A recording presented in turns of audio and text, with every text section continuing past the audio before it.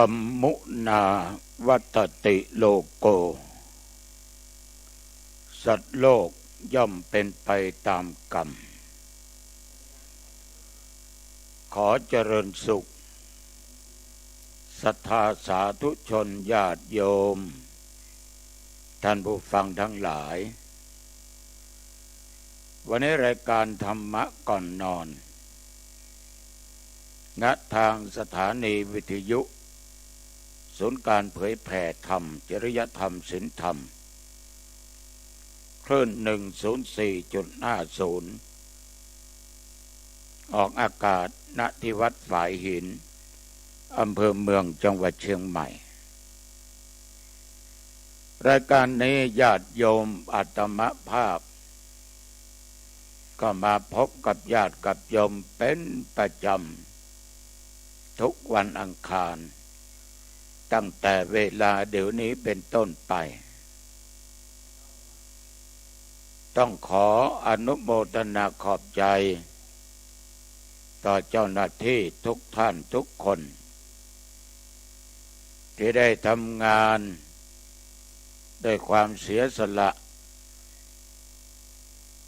โดยวิสัยทัศน์ที่เรียกว่าเป็นจิตอาสางานเผยแผ่พระพุทธศาสนาคำสอนของพระชินวรสัมมาสัมพุทธเจ้าโดยไม่มีอามิสสินจ้างใดๆทั้งสิ้นท่านเหล่านี้ทำงานด้วยความเสียสละในความสุขของตัวเพื่อส่วนรวมมาด้วยดีตลอดกระผมเองหรือตมาภาพต้องขออนุโมทนาต่อพระคุณเจ้าต่อญาติต่อโยมที่ทำการทำงานโดยไม่หวังผลตอบแทนใดๆทั้งสิ้นไม่ว่าเวลานั้นจะเป็นกลางวันกลางคืนจะดึกดื่นสักเท่าไหร่ก็ไม่ท้อไม่แท้ไม่บ่นว่าลำบากอย่างนั้นอย่างนี้ต้องขออนุโมทนาอีกครั้งในน้ำจิตน้ำใจของท่านทั้งหลายประการหนึ่งก็ต้องขออนุโมทนาบูชาน้ำจิตน้ำใจของญาติของโยมที่ติดตามฟังรายการปกิณณกะก็ดีธรรมะก่อนนอนก็ดีณทางสถานีวิทยุคลื่น 104.50 แห่งนี้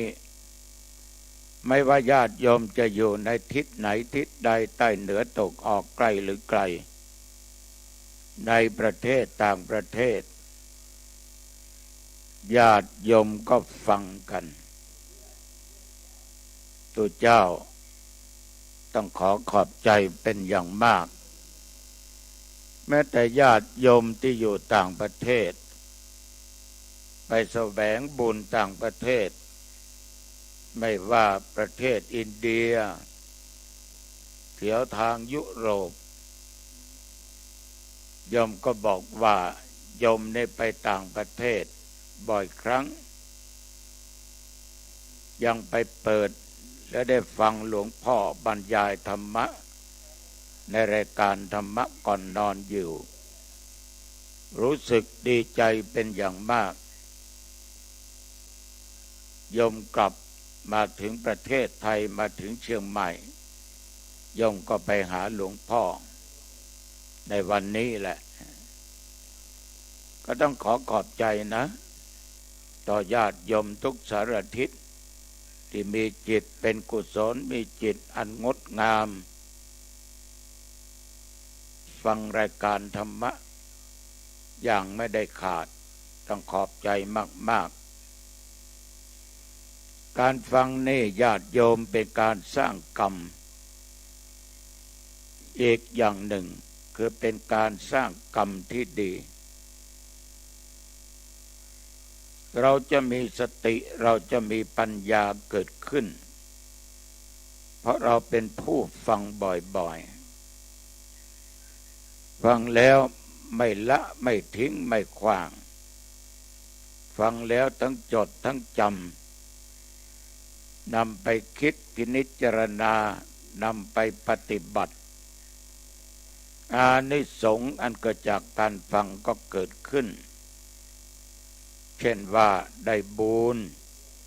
ได้ตัวปัญญาเหล่านี้เป็นต้นก็เป็นการสร้างกรรมดีให้เกิดขึ้นแก่ตัวแก่ตน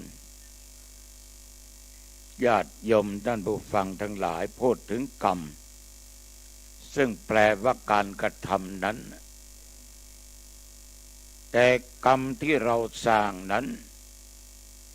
มันจะเป็นกรรมหนักกรรมเบากรรมอยู่ปานกลางกรรมชนิดไหนนั่นก็อยู่ที่การกระทำของเราสาธุชนญาติโยมแม้แต่พระมหาเถระผู้ใหญ่ท่านก็ได้ตักเตือนญาติโยมทั้งหลายและอาตมภาพก็ได้ประสบกับสิ่งเหล่านี้มาแม้แต่หลวงพ่อเจ้าพระคุณสมเด็จพญาณสังวรสมเด็จพระสังฆราชเจ้าองค์ที่สิ้นพระชนม์ไปท่านก็อยู่วัดพระอารามหลวงในกรุงเทพญาติโยมก็รู้จักในปีพุทธศักราช 2532 ทางวัดหนองตองจะมีการวางแผ่นศิลาฤกษ์ในการสร้างอุโบสถเวลานั้นญาติโยมที่เป็นลูกศิษย์ลูกหาของเจ้าพระคุณสมเด็จนั้นมาที่วัดก็ได้พูดคุยกันว่าในงานวางแผ่นศิลาฤกษ์สร้างโบสถ์นี้จะนิมนต์เจ้าพระคุณสมเด็จพระญาณสังวรซึ่งเวลานั้นยังไม่ได้สถาปนาเป็นสมเด็จพระสังฆราชก็จะทำการวางแผ่นศิลาฤกษ์วันที่ 23 กุมภาพันธ์ 2532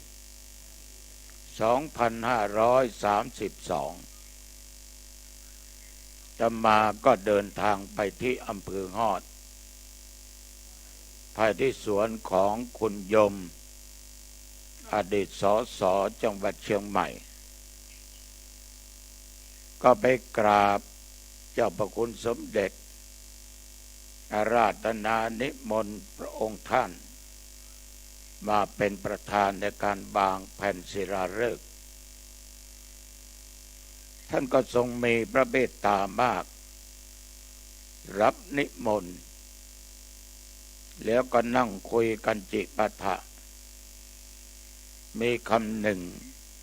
เจ้าพระคุณสมเด็จได้ชักชวนอาตมาภาพว่านี่ท่านพระครูมาอยู่กับวัดผมดีไหมเอาไหมอาตมาก็ตอบว่ากล้าวเป็นเจ้าอาวาสแล้วไปที่ไหนไม่ได้ท่านพูดถูกต้องเรามีหน้าที่ต้องรับผิดชอบต่อหน้าที่ของเราหน้าที่พระสังฆาธิการมันสำคัญยิ่งอาตมานิมนต์เจ้าพระคุณสมเด็จ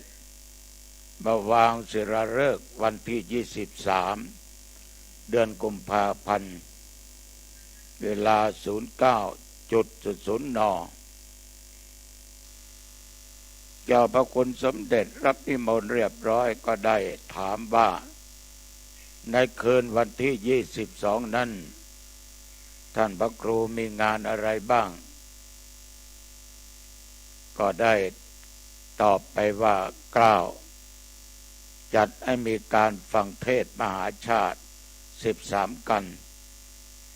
และจัดให้มีการอบรมสมโภชพระพุทธรูปเจ้าพิมพาเป็นพระพุทธรูปเจ้าเก่าแก่ของวัดสร้างจำลองขึ้นมา108 องค์ อ๋องั้นฉันจะไปนะคืนวันที่22เวลาทุ่มฉันจะไปญาติโยมอาตมาภาพก็ดีอกดีใจเป็นอย่างมากเมื่อถึงวันที่22กุมภาพันธ์2532นั้นทุ่มกว่าขบวนนำเจ้าพระคุณสมเด็จมาถึงที่วัดหนองตองอาตมาก็ต้อนรับโดยงานราชการก็ต้อนรับเพราะอีกเดือนเดียวหลวงพ่อสมเด็จจะได้เป็นพระสังฆราชท่านลงรถมาพระสงฆ์ที่ไปในงานก็ยืนแถวต้อนรับมีหลวงพ่อเจ้าคณะอำเภอรองอำเภอเจ้าคณะตำบล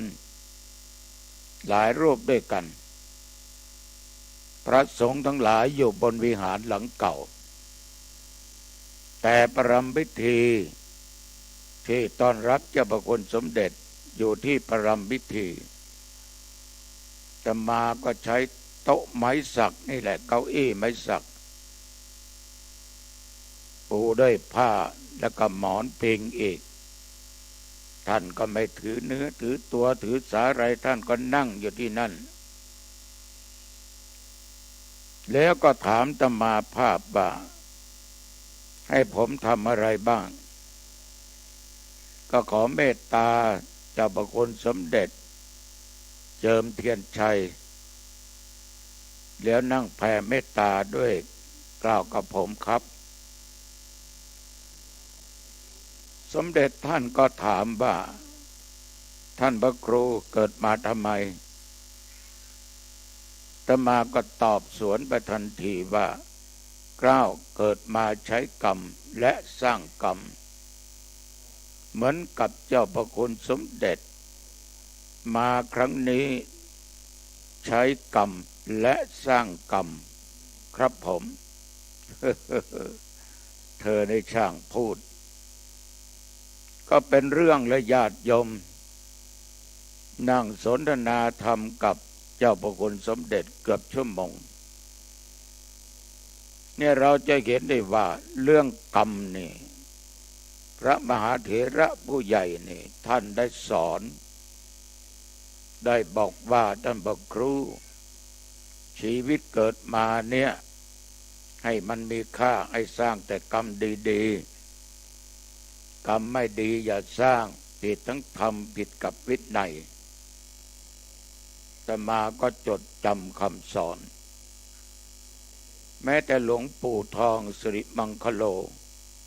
หรือพระพรหมมงคลอันเป็นที่เคารพบูชาของพวกเราทั้งหลายหลวงปู่ก็สอนเรื่องของกรรมดีกรรมชั่วนี่แหละสอนมาด้วยดีตลอดญาติโยมท่านผู้ฟังถึงเวลาจะ3 ทุ่มก็จุดเทียนชัยเจ้าพระคุณสมเด็จก็นั่งแผ่เมตตาเกือบจะ4 ทุ่มญาติโยมเจ้าพระคุณสมเด็จก็กลับก่อนจะขึ้นรถนั่งรถก็ได้บอกว่าพรุ่งนี้ฉันจะมาฉันเช้าที่นี่นะให้พระครูเตรียมไว้อาตมาก็ดีใจอีกส่วนหนึ่งก็กูจะเอาอะไรมาถวายหลวงพ่อเจ้าพระคุณสมเด็จเพราะเตรียมเพียงแต่อาหารเพลเท่านั้นแต่ด้วยความดีใจส่งท่านขึ้นรถท่านก็ออกจากวัดไปก็เลยเรียกโยมชาวบ้านมานั่งคุยตื่นเช้ามาก็เตรียมว่าจะให้เจ้าพระคุณสมเด็จนั่งบนวิหารแต่ท่านเดินไปกุฏิหลังเก่าแล้วก็จัดสถานที่ท่านนั่งก็ธรรมดานี่แหละไม่พิถีพิถันอะไรแม้แต่สักอย่าง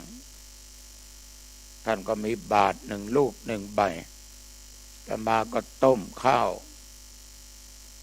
ต้มข้าว เมื่อต้มข้าวเสร็จก็มาถวายแก่เจ้าพระคุณสมเด็จท่าน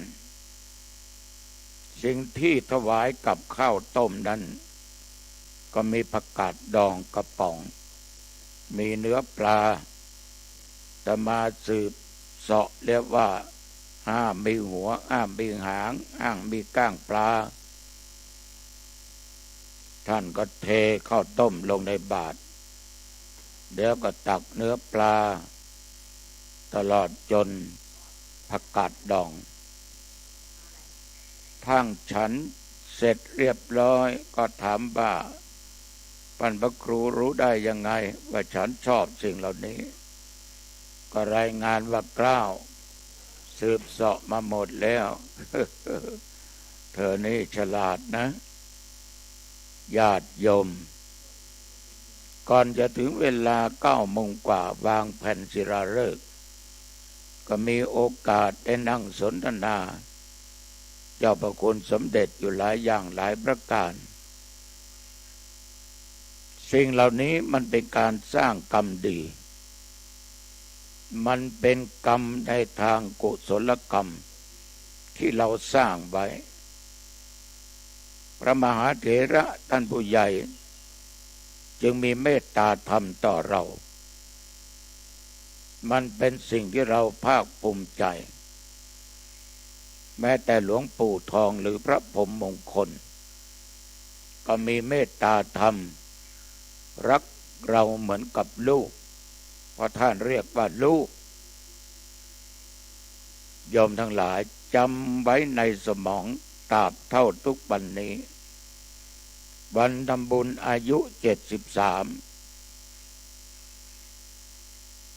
หลวงพ่อก่อนจะกลับได้สั่งว่านี่ลูกจงอยู่เผยแผ่ธรรมสืบต่อพุทธศาสนานะพ่อจะไปก่อนอยู่มากันยาตุลาพฤศจิกาต้นเดือนธันวาหลวงปู่ก็ไปท่านสอนนักสอนหนาเรื่องกรรมคือการกระทำฉะนั้นสาธุชนญาติโยมเราทั้งหลายทำกรรมดีย่อมได้รับผลดีตอบสนองถ้าเราทำกรรมชั่วย่อมได้รับผลชั่วกรรมชั่วตอบสนองกรรมุนาวัตติโลโกสัตว์โลกย่อมเป็นไปตามกรรมถามว่าคนยุคปัจจุบันนี้กลัวบาปกลัวกรรมไหมกลัวเหมือนไม่กลัวถามว่าเขารู้ไหมรู้ว่าสร้างไม่ดีจะเป็นกรรมชั่วทำดีเป็นกรรมดีเขาก็ยังฆ่าพ่อฆ่าแม่ได้ลูกบางคนติดเหล้าติดยาติดเล่นการพนันติ่งสิ่งเสพติดทั้งหลายต่างๆนานาขอตังพ่อตังแม่ไม่ได้ก็ทำร้ายร่างกายบางทีก็ถึงกับภาพหลอนฆ่าพ่อฆ่าแม่มีเยอะแยะเขาไม่ได้กลัวกรรมถ้ากลัวนั้นเขาจะไม่ได้สร้างสิ่งเหล่านี้จนพ่อกับแม่บางคนทนไม่ไหวแจ้งตำรวจให้จับลูกตัวเองฆ่าลูกตัวเองตายก็เป็นการจองเวรจองกรรมซึ่งกันและกันไปทุกภพทุกชาติคนปัจจุบันนี้ญาติโยมรู้ว่ากรรมชั่วไม่ดีถ้าทำไปแล้วถูกจับถูกศาลตัดสินจำคุกตลอดชีวิตหรือประหารชีวิตตายตกตามกันไปแต่ทำไมเขาทำเขารู้ไหมรู้เพราะมันเขาจอง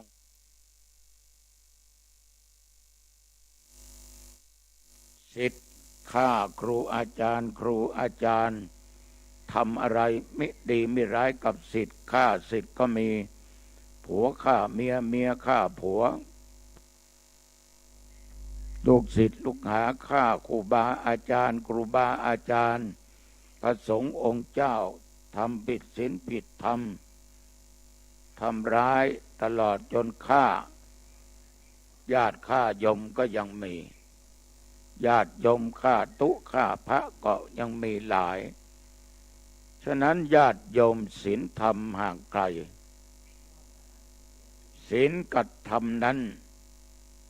มันมีทุกหนทุกแห่งทุกที่ทุกทางทุกการทุกเวลาแต่ว่าคนเราไม่ได้นำมาปฏิบัติไม่นำมาปฏิบัติฉะนั้นสังคมปัจจุบันจึงมีคนสร้างกรรมไม่ดีเยอะญาติโยมท่านผู้ฟังกรรมคือการกระทำ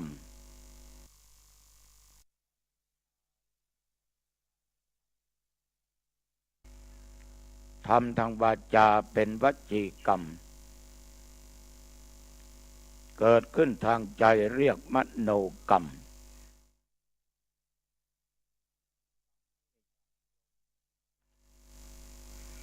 ทำแล้วมันไม่หายนะเหมือนสมัยก่อนนั้นขณะนั้นพระพุทธเจ้าของเราเนี่ยประทับอยู่ที่เวรุวันเมืองราชคฤห์พระองค์ก็ได้ทรงปรารภพระเทวทัต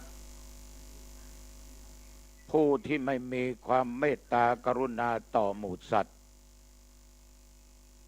จองล้านจองผลาญอาฆาตพยาบาทอยู่ตลอดองค์สมเด็จสัมมาสัมพุทธเจ้าได้ตรัสอดีตนิทานสาธกว่านานมาแล้วพระโพธิสัตว์คือตถาคตได้เกิดเป็นพญาช้างมีบริวารถึง80,000 เชือกอาศัยอยู่ในป่าหิมพานต์ในที่ไม่ไกลจากที่อยู่ของช้างนั้นก็มีนกฝูงหนึ่งนกนั้นเป็นนางนกไส้หรือภาษาเราบางคนเรียกว่านกต้อยตีวิตมีนกตัวหนึ่งญาติโยมตกฟองไข่อยู่ที่พื้นดินใกล้ทางเดินของพญาช้างในรังนั้นญาติโยมมีลูกนกออกใหม่หลายตัววันหนึ่งพญาช้างได้นำบริวารออกหากินไปถึงณสถานที่นั้นนางนกไส้เห็นช้างกำลังเดินมาก็กลัวว่าจะมาเหยียบลูกน้อยจึงประคองปีกทั้งสองข้างยืนอยู่ต่อหน้าพญาช้างแล้วก็พูดอ้อนวอนว่าข้าแด่ท่านพญาช้างข้าพเจ้าขอไหว้ท่านด้วยปีกทั้งสองข้างขอความเมตตากรุณาจากท่านอย่าได้เหยียบลูกน้อยของข้าพเจ้าผู้ที่เกิดใหม่ไม่มีกำลังเลยพญาช้างได้ยินก็ตอบว่าแม่นางนกไส้เอ๋ยเจ้าไม่ต้องกลัวเราจะไม่เหยียบเราจะรักษาลูกของเจ้าให้เองนางนกไส้ก็ดีอกดีใจ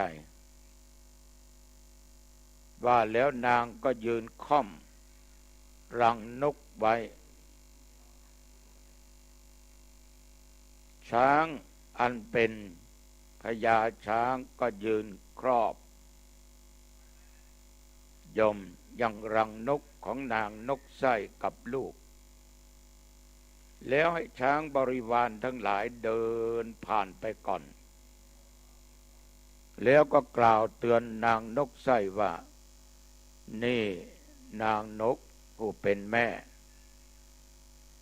มันยังมีช้างเกเรเชือกหนึ่งนะมักหากินผู้เดียวจะตามหลังมาเขาจะไม่อยู่ในโอวาทของใครของเราเจ้านกจงอ้อนวอนกับเขาเองนะ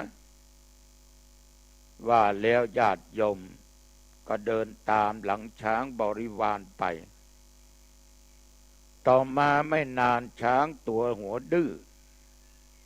ชอบแตกโขลงตัวนั้นก็มาถึงที่นั่นนางนกไส้ญาติโยมเห็นดังนั้นก็จึงเข้าไปหาช้างเชือกนั้นหรือตัวนั้นก็ไปพูดอ้อนวอนเหมือนกับครั้งก่อนช้างพอได้ยินว่ามีลูกนกอยู่ข้างหน้ายิ่งชอบอกชอบใจใหญ่กล่าวตอบนางนกไส้ว่าแม่นางนกไส้เอ๋ยเราจะฆ่าลูกน้อยของเจ้าทั้งหมดเจ้าจะมีปัญญาทำอะไรเราได้ว่าแล้วช้างก็เดินเข้าไปใช้เท้ากระทืบรังนกแหลกละเอียดแล้วก็ร้องเสียงดังลั่นเดินจากไปช้างเกเรตัวนี้ได้สร้างบาปสร้างกรรมขึ้นอย่างมหันต์ว่ากรรมที่ช้างกระทำนั้นมันจะเกิดขึ้นกับช้างได้ไหมช้างมันตัวใหญ่นี่โยมฝ่ายนางนกไส้ที่บินหนีตายขึ้นไปจับบนกิ่งไม้ก็ได้พูดอาฆาตตามหลังช้างนั้นไปว่าเจ้าช้างเกเรวันนี้เป็นวันของท่าน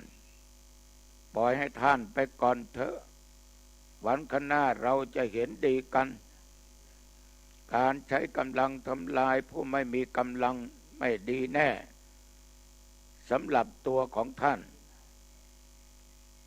นางนกไส้กล่าวจบนางก็บินไป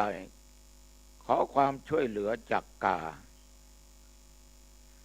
กาก็ถามว่าจะให้ช่วยเหลืออะไรนางนกไส้จึงเล่ารายละเอียดให้ฟังว่าท่านกาขอเพียงท่านช่วยจิกตาช้างให้บอดทั้งสองข้างเท่านั้นเอง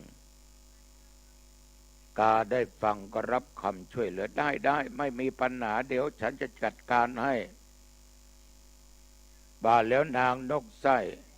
ก็บินต่อไปหาแมลงวันหัวเขียวเราเรื่องต่างๆนานาให้ฟังแล้วขอความช่วยเหลือว่าขอเพื่อนแมลงวันหัวเขียวไปไข่ใส่ตาช้างหน่อยได้ไหม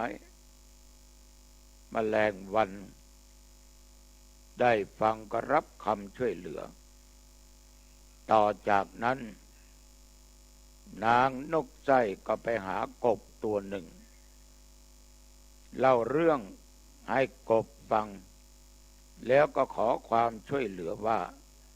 ท่านกบจ๋าเมื่อช้างตาบอดและแมลงวันไข่ใส่ตามันแล้วมันจะแสวงหาน้ำพอมันหิวน้ำฉันก็ขอให้ท่านไปอยู่ที่ปากเหวลึก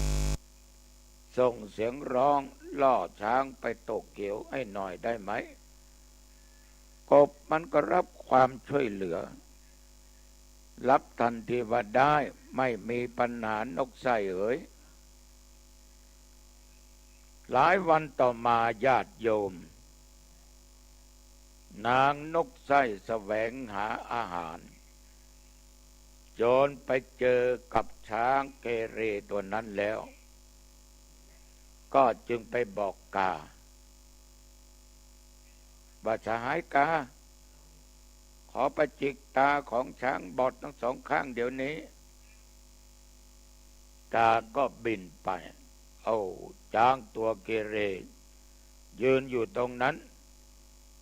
บินเข้าไปแล้วก็จิกลูกกระตาของช้างทั้งสองญาติโยมช้างได้ใช้กรรมไปอย่างหนึ่งกวนกวายเพราะเจ็บตาปวดตาแมลงวันหัวเขียวญาติโยมได้ท่าได้ทางแล้วก็บินไปไข่หนอนใส่ตาช้างอีกก็สร้างความเจ็บปวดทรมานทรกรรมให้แก่ช้างเป็นอย่างยิ่ง2-3 วันต่อมาช้างตาไม่ดีแล้วญาติโยมเดินสเปะสปะโซซัดโซเซแสวงหาสระน้ำเพื่อจักดื่มกบรู้ว่าช้างกำลังเดินมาก็ส่งเสียงร้องอ๊อบอ๊อบอ๊อบอ๊อบเสียงกบเวี่ยงมาแต่ไกล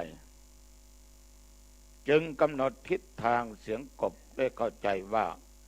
กบร้องอยู่ข้างสระน้ำช้างมันคิดอย่างนี้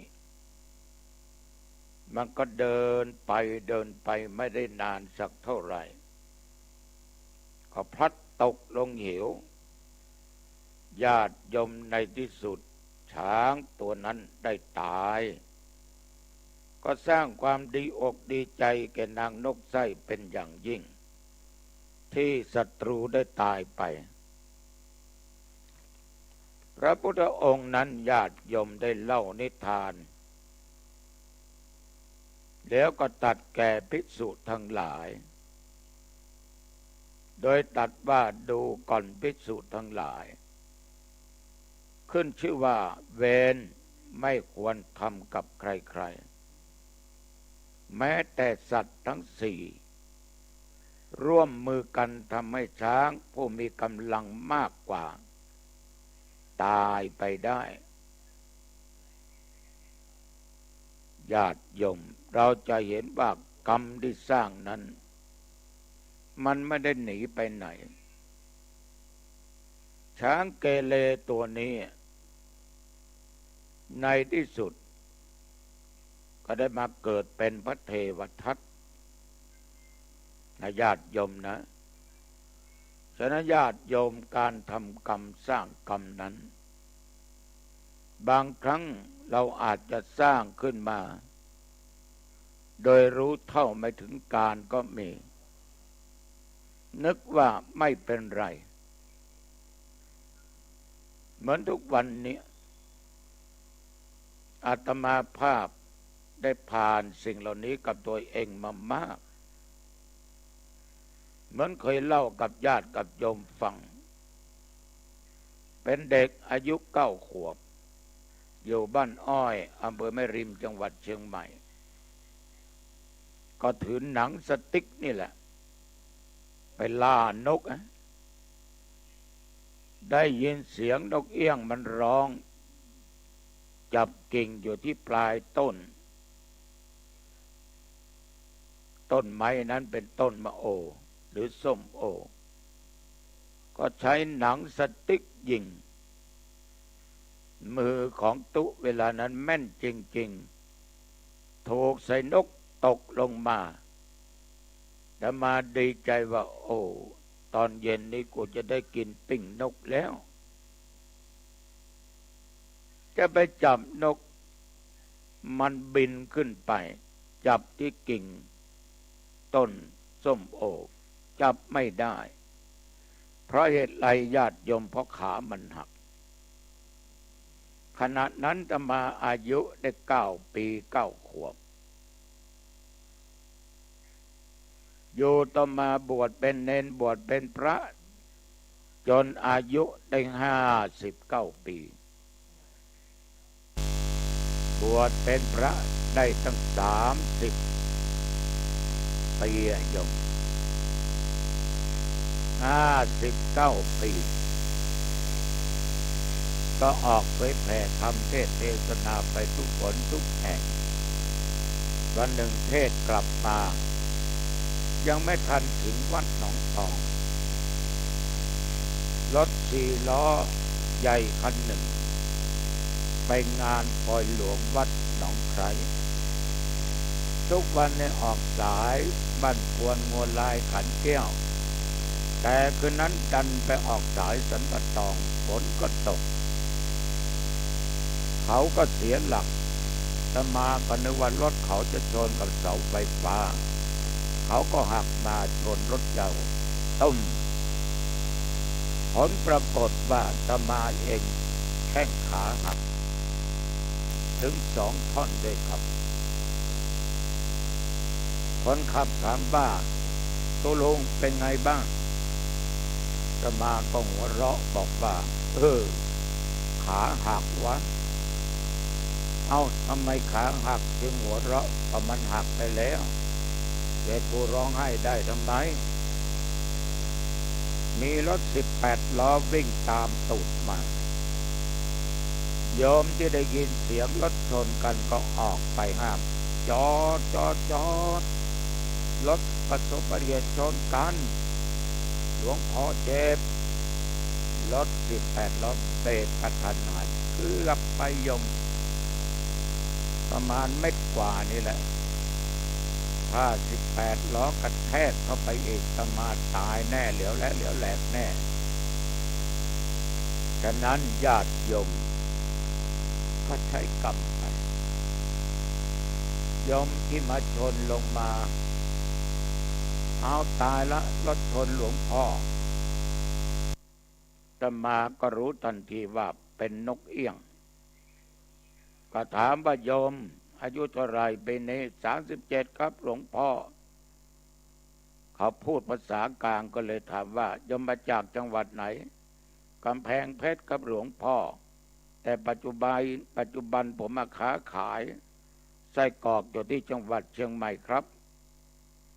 รู้จักพ่อค้าแม่ขายร่วมกันก็เลยมางานฉลองปล่อยหลวงที่วัดหนองไคร้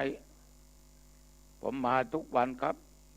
ทุกวันออกทางขันแก้ววันนี้ไม่รู้อะไรออกทางสันปะตองอาตมารู้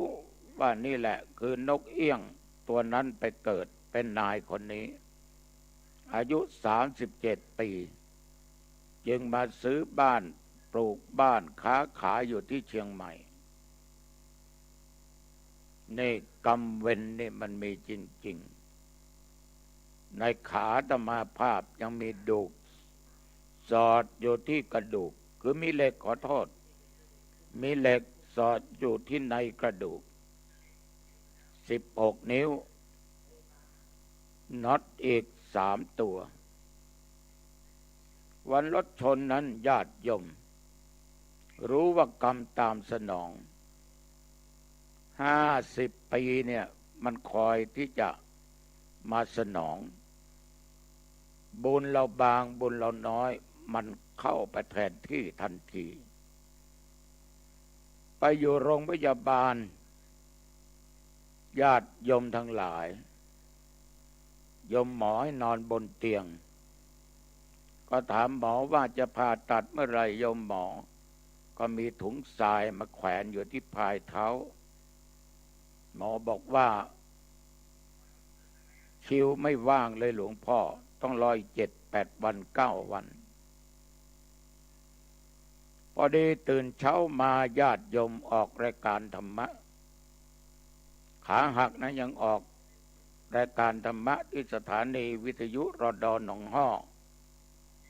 ใช้บันทึกเสียงเมื่อก่อนเป็นเทปแบบคัสเซ็ตนะ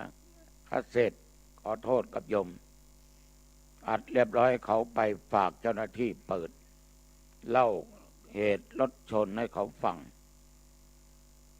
โอ้โหลูกศิษย์ลูกหาญาติโยมได้ฟังหลั่งไหลกันมาเยี่ยมมาก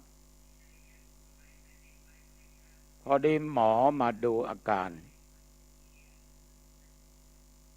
มาก็รู้จักคุณหมอหลายคนเขาก็วิ่งกันไปวิ่งกันมาหมอคนหนึ่งบอกว่าหลวงพ่อจะได้เข้าห้องผ่าตัดวันนี้แล้ว8 โมงเช้าโอ้โหจาก7-8 วันมา8 โมงเช้าในวันนี้นี่บุญกรรมดีที่คอยสนับสนุนเราหลวงปู่ทองได้รับกิจนิมนต์ไปที่กรุงเทพคืนรถชนกันนั้นมีใครก็ไม่รู้โทรไปแจ้งบอกหลวงปู่หลวงปู่ตัดกิจนิมนต์ออกนั่งเครื่องบินกลับเชียงใหม่อาตมาผ่าตัด8 โมงกว่า10 โมงออกจากห้องผ่าตัดมาหลวงปู่มาถึงพอดีพร้อมกับโยมชีและตุเจ้าทั้งหลายหลวงปู่ก็ถามว่านี่ท่านเจ็บไหมปวดไหมก็บอกว่ายังไม่ปวดครับผมตั้งสติให้ดีนะนึกถึงบุญนะบารมีนะนึกถึงกรรมดีแล้วให้ตั้งสตินึกถึงบทสวดจะสวดบทโพชฌงค์ให้หลวงปู่ยืนอยู่บนหัวนอกนั้นตุเจ้าญาติโยมนอนรอบเตียงนั่งรอบเตียงสวดบทโพชฌงค์อาตมาก็มีสติจิตใจจดจ่อในบทสวดด้วยสติอันไม่ประมาทมีสติมีปัญญาดีนอนโรงพยาบาลเนี่ยโยมไม่เจ็บไม่ปวดเขาก็บอกว่าระวังออกไปอยู่บ้านมันจะปวดยิ่งฤดูหนาวมันจะปวดมันก็ไม่ปวดปัจจุบันที่นั่งพูดอยู่เนี่ยเหล็กยังมีอยู่ในกระดูกน็อตอีก3 ตัวนี่โยมกรรมที่อาตมาสร้างไว้มันมาสร้างจนได้เมื่ออายุ59 74 75ย่างยังเข้าโรงพยาบาลผ่าตัดอีกกระดูกทับเส้นประสาทเป็นคราวนี้เกือบตายเป็นคราวนี้เกือบตายกรรมจริงๆแต่เดี๋ยวนี้ปัจจุบันนี้สบายมากนั่งสบายเดินสบายขับถ่ายสบายฉันอาหารก็ได้ตามปกติแต่อาตมาจำครูบาอาจารย์หลวงปู่ท่านได้สอนว่าจิตเป็นสิ่งที่สำคัญที่สุดจะเกิดอะไรขึ้นจิตต้องปล่อยวางปัญหาต่างๆอาตมานี้ไม่เก็บมาเป็นข้อคิดให้หนักอกหนักใจจะเกิดเรื่องราวอะไรก็ตามถ้าใครมาปรึกษาก็พูดให้ฟังแต่ไม่ยึดมั่นปรงวางหมดเมื่อจิตเราเข้มแข็งร่างกายได้กายภาพบำบัดได้ออกกำลังกายกายก็ฟื้นได้เร็วการขบฉันก็ได้ดีขับถ่ายก็ปกติปัจจุบันความดันก็ดีไขมันก็ปกติแต่ว่าไขมันดีเนี่ยมันยังเกินนิดไขมันเลวนี่ปกติน้ำตาลก็ปกติเหลือ103ญาติโยมทุกอย่างยังปกติดีเพราะสภาพจิตมันปกติฉะนั้นญาติโยมทุกอย่างมันจะเป็นไปตามกรรมกรรมนำเรามาเกิดกรรมก็ผันแปรให้เป็นไปต่างๆนานาอุปถากอุปถัมภ์อยู่ตลอดเวลาญาติโยมหนีอะไรหนีพ้นแต่คุณจะหนีกรรมไปไม่พ้นถ้าคนทำกรรมดีคนก็ได้รับผลดีถ้าคนกรรมทำชั่วคนก็ได้รับกรรมชั่ว หนีไม่พ้นกรรมความแก่ก็หนีไม่พ้นความเจ็บก็หนีไม่พ้นความตายก็หนีไม่พ้นแม้แต่โยมและอาตมะต้องเจอเหมือนกันทุกคนแต่ใครจะเจอก่อนเจอหลังเท่านั้นเองฉะนั้นญาติโยมต้องระมัดระวังเรื่องของกรรมอันเกิดจากการกระทำนั้นต้องระวังไว้ให้ดีมีกรรมหนึ่งนี้เป็นกรรมที่หนักมากเราเรียกว่าอนันตริยกรรมเช่นมาตุฆาตฆ่ามารดาปิตุฆาตฆ่าบิดา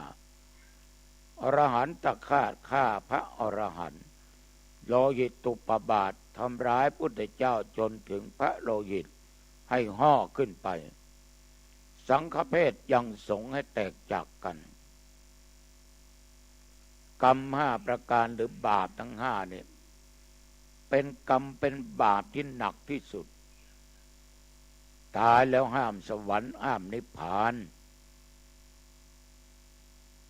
ตั้งอยู่ในฐานปาราชิกนะเราเป็นพระภิกษุนี้ห้ามไม่ให้ไปทำเป็นเด็ดขาดกรรมในอนันตริยกรรมนี้กรรมอันให้ผลในภพอันเป็นลำดับ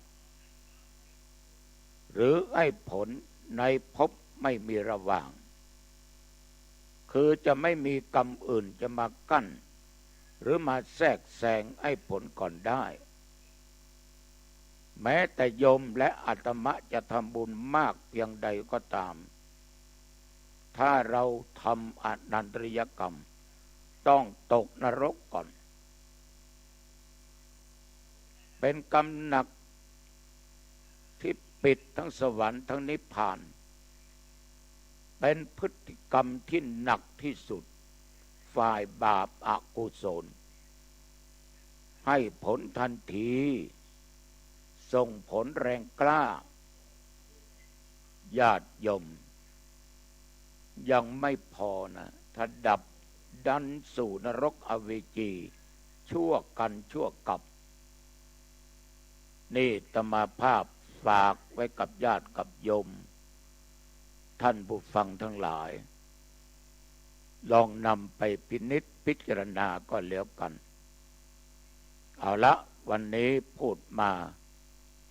เรื่องอนันตริยกรรมยังไม่ถึง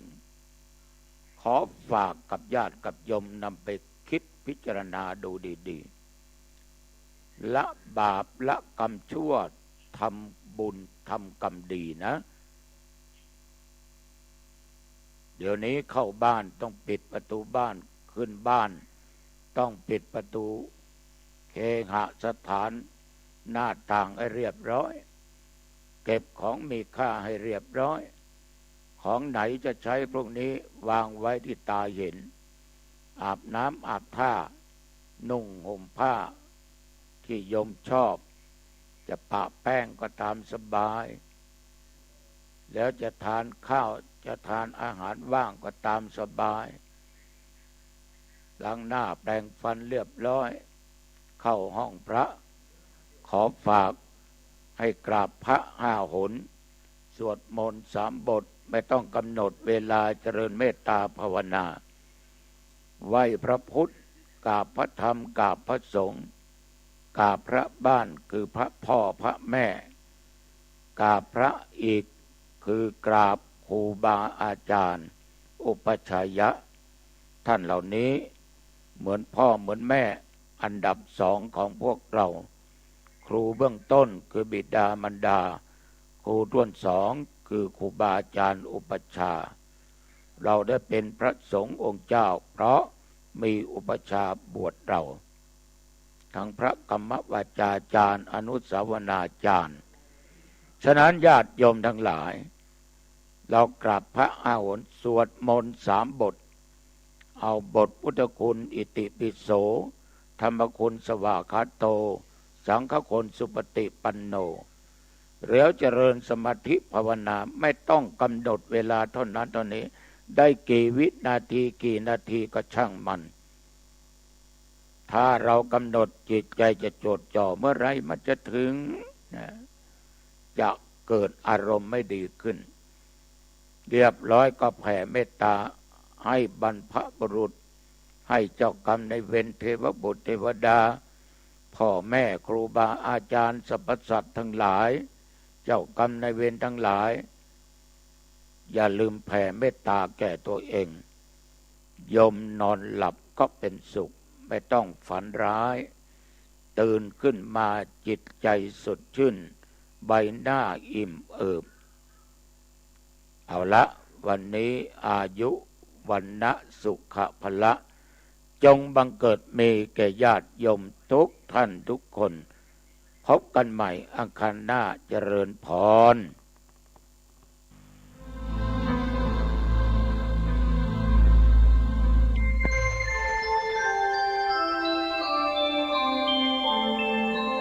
ขณะนี้ท่านกำลังฟังสถานีวิทยุกระจายเสียงคลื่นเพื่อการศึกษาพระพุทธศาสนาและวัฒนธรรมระบบ FM 104.5 เมกะเฮิรตซ์ออกอากาศณ วัดฝายหินตำบลสุเทพอำเภอเมืองจังหวัดเชียงใหม่โทรศัพท์